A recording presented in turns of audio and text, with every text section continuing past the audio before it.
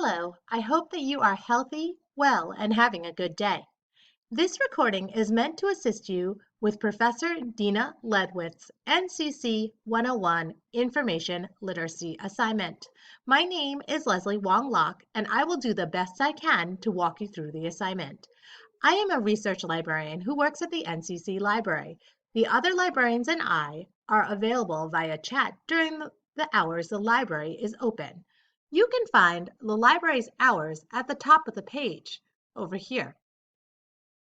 These hours mean that we will be able to speak to you over chat. Chat is located on the right-hand side of our page. When you chat with us, we will be able to help you with this project and any other research questions that you may have. Let's get started. You will note that I am on the library's homepage. The URL of the library's homepage is library.ncc.edu/library. You may find this by simply Googling NCC Library, going through the portal and looking on the lower left-hand side where the folders are, or via the NCC homepage where you will find us under Quick Links. There is a large message at the bottom of the screen. This message indicates that our building is currently closed. However, we do have very many library services available, and if you click at the link below, you will see the services that we have available during this health crisis. NCC's library is fully dedicated to offering you as many services as we can from remote locations. Please note that if you click on Publishers Offerings, you will see a list of publishers who are offering their books, if available in e-version, for free until June.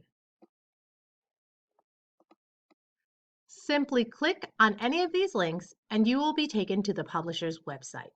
From there, you can create your own accounts and log on to see if your book is among those that are freely available. On this LibGuide, which was created as a response to this health crisis, you will also see that there are Wi-Fi service options, a list of food banks and restaurants offering free meals, and many resources available for students and faculty during this time. Please explore this website at your leisure when you have a minute. For now, let's return to the library's homepage, where we will begin to explore what we have available for you and also to complete this assignment. Let's take a look at your library information literacy assignment. You are asked many things by Professor Ledwith to help you become more information literate and library literate. The first thing you are asked is, what is a subscription database? Subscription databases can be found via the library's homepage by simply clicking on our database link. Here, when you look at the databases, you'll notice that there are 105 databases in total, arranged in A to Z order. That is very helpful for librarians. However, not so helpful for researchers. It's my job as a librarian to know what's in everything in these 105 databases and how to find it. However, I'm going to teach you an easier way to find what you need.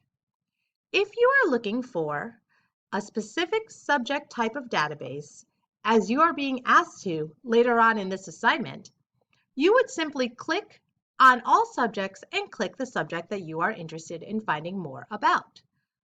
For example, if you would like to have a health or physical education database, as you are asked to do later on, you would click here on health and physical education. And once you did that, you would see that we only have 12 databases which fit this search criteria. To find an article from a specific health or physical education database, simply click on that database's name. At the top, you'll notice that these are the best bets, which are the librarian's choices for most related to the topic that you're looking, and enter your search terms. For example, you see a small description of what is in each database right underneath Alt Health Watch, the first database listed here, focuses on holistic approaches to healthcare. If you clicked on Alt Health Watch, you would see this database search screen. Every database looks a little bit different, but does the same thing.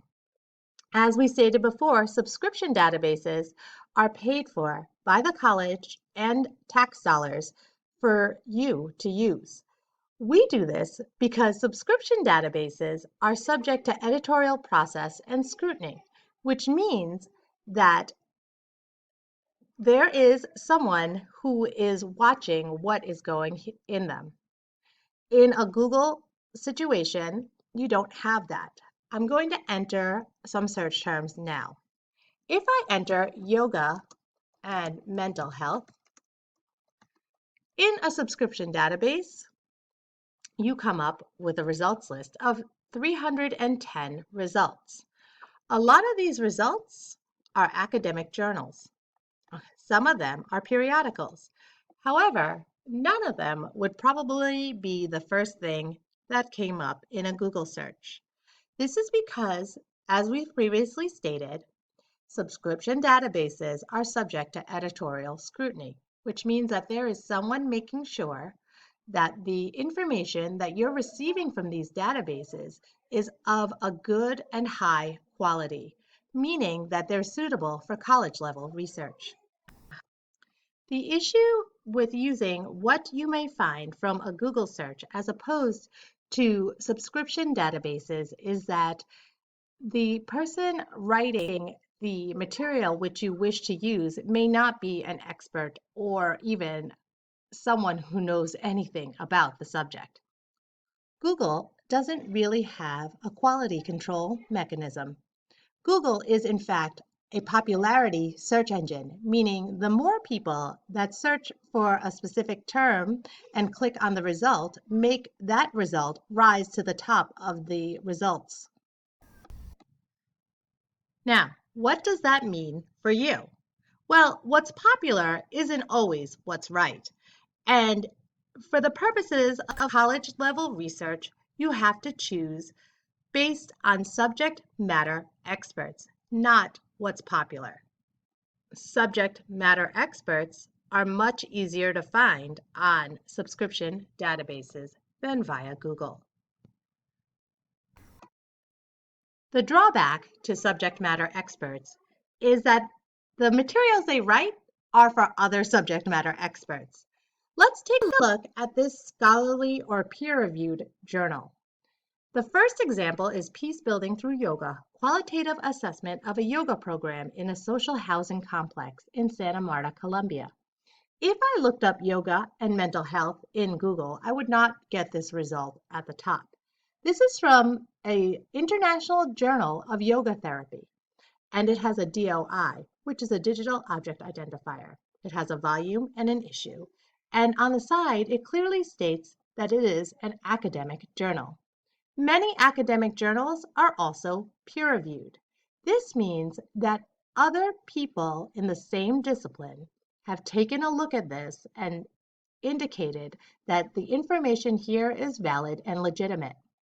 Let's take a look at what this looks like.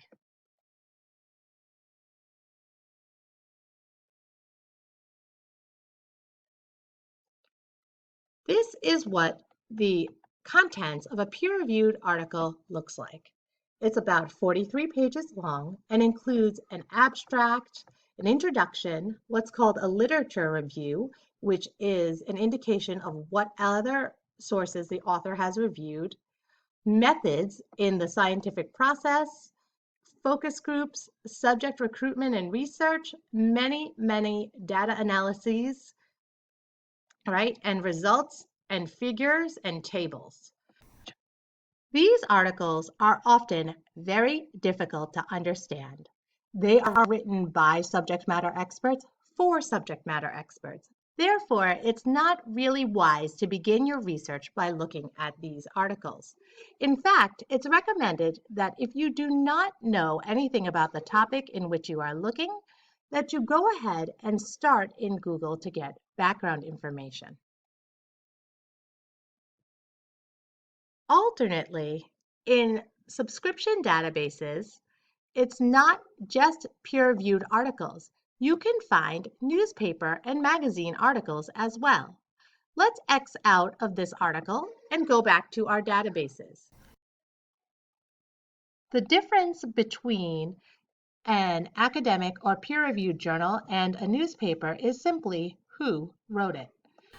Journalists write for newspapers, and what that means in practice is journalists' whole job is to make the public understand issues. For academics, writing in subject matter experts writing in academic and peer-reviewed journals, it's to find new discoveries for other subject matter experts. Let's take a look at a newspaper article in the New York Times.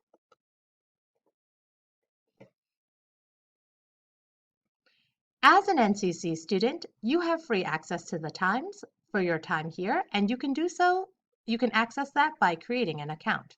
Since I already have one, I'm just going to log in.